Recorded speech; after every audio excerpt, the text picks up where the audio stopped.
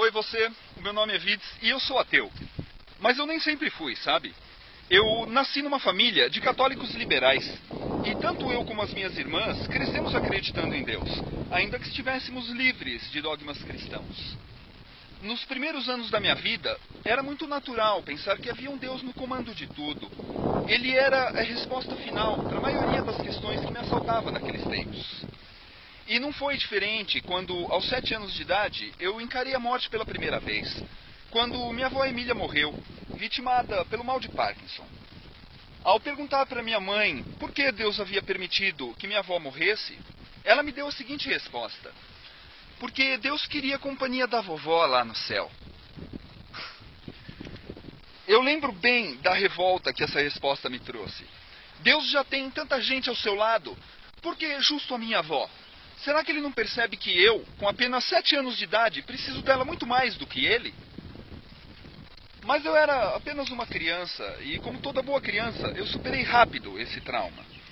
Mas guardei uma mágoa profunda desse Deus egoísta e maquiavélico. O tempo passou e, já na adolescência, eu sentia uma grande dificuldade em aceitar as crenças e verdades que a sociedade me oferecia. Eu queria acreditar, eu queria ter fé, mas as minhas perguntas eram muitas e as respostas sempre insatisfatórias. Foi quando eu conheci a minha amiga Teca, a biblioteca, e descobri que, se eu quisesse respostas de verdade, eu deveria procurá-las nos livros. E hoje, eu vejo esse meu caminho como uma estrada, sabe? É, a minha estrada.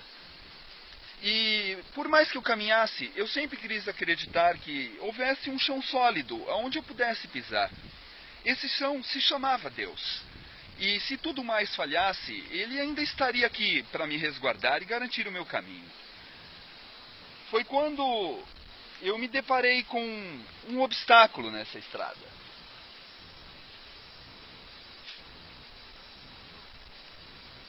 Esse obstáculo se chama ciência. E eu confesso que eu senti um medo terrível em encarar essas águas frias e escuras. Mas a curiosidade foi maior.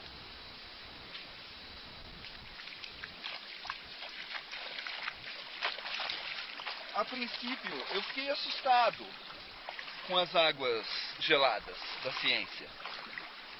Um chão que me parecia sólido, agora parecia coberto de lodo. E por algum tempo, eu quis acreditar que ele ainda existia por baixo da ciência.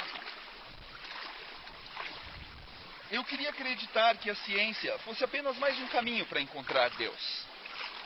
E nessas águas rasas, eu cheguei até mesmo a me alimentar de alguns peixes, como Daniken, Capra, Benitz, Blavatsky. Peixes de nome estranho, mas que eram muito pequenos para saciar a fome. Eles apenas enganavam o apetite.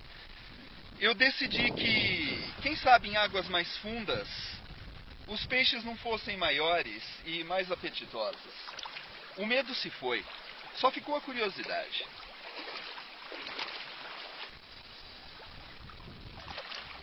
Eu entrei cada vez mais fundo nesse misterioso caminho da ciência. E eu percebi que, a despeito das águas continuarem escuras, ainda havia um chão sólido aonde eu podia pisar. Mas esse chão já não era divino. Ele tinha sido construído pelos mesmos homens que traçaram aquela minha estrada, o que facilitava muito a travessia. Sob essas águas escuras da ciência, outros homens já haviam pisado, deixando o caminho mais seguro para os que viessem atrás. Eu só precisava seguir esse caminho e estaria seguro. As águas realmente ficaram mais fundas, mas elas não transmitiam mais aquela sensação de frio na espinha. Eram águas mornas. Eu podia até mesmo mergulhar nelas, se eu quisesse, porque eu tinha certeza de estar pisando em um terreno sólido.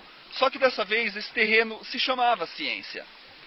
E até os peixes que eu comia aqui nessas águas escuras tinham um sabor especial, porque eles não haviam sido criados, eles haviam evoluído, eram peixes naturais.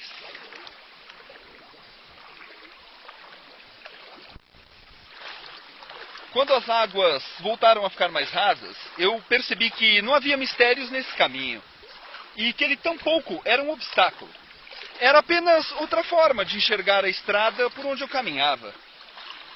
Quando elas ficaram mais rasas e eu pude voltar a ver o chão onde eu pisava, eu me senti muito mais seguro do que eu me sentia no início dessa estrada.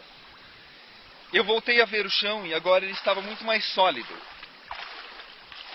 E sabe, em algum lugar desse curto trajeto, as águas enferrujaram e desgastaram as correntes que prendiam meus pés aos dogmas do passado. E eu pude caminhar mais livremente. Percebi que essa mentira com as quais eu havia sido criado serviam como uma corrente e que essas águas escuras enferrujaram essas correntes. Elas me livraram da minha fé. Pobre Deus cristão de mentirinha. Morreu afogado nas águas escuras da ciência e foi devorado pelos peixes darwinianos que habitam as águas escuras. Isso tudo aconteceu há mais de 20 anos. E hoje eu sei que a estrada que eu trilho é a mesma que eu seguia lá atrás. É a minha estrada. E assim como eu, você segue a sua. O obstáculo, as águas escuras, eles aparecem para todos nós. Alguns têm coragem para atravessá-las. Outros recuam, como eternas crianças que são, com medo de escorregar e se afogar nas águas rasas. Mas eu te digo, vale a pena enfrentar esse desafio. Vale a pena você se arriscar para encontrar o outro lado dessa estrada. Afinal, nada melhor do que um bom banho para te livrar da sujeira que você insiste em carregar com você.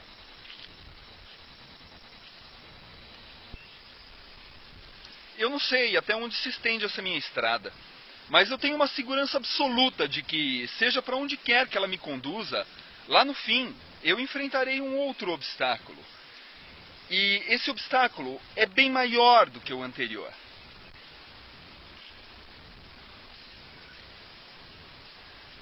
E a esse eu não vou sobreviver. Essas águas são muito mais profundas e o caminho é infinitamente mais longo. Um dia eu chego lá, assim como você.